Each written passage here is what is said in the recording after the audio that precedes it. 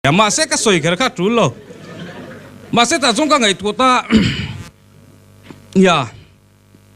bijini si khana ti tur ta ka ti ni a chan chu he ni ai chevelo min ti se a che che hang ka thin rim veng hatang anang pai ge di big ning hal mai mo ka ka in ti boyenga di khan mi lo ti ta se tu mi sing pui te hi chata ka kan lo in di heng kho sa kho lo nu mai me lo ni chu poi mo lu tu ka ni kan nun ho na hian ka scooty da dan kha ka tan chu na nuam viu di mai the ya ma se a phe na ron tlan chok tu da ta na nokem ti kan ngai tu thinem chu wangin mi ta na nok saka ka scooty ka pak ai chon a thang se ta ka dang ke in toite kalila kho sa kho kha lo nuam mai lo ni mi ta na nok sak ni le mi poi soi tu ni ta hi hlawila kan ram hi nu mani nga kan nam hi nu mani mai do ni chu vain chu thang thar te a po hianin kan sirna sathi poi mo vi win ka sia mi ta na nok sak ni hi lawang u ti hi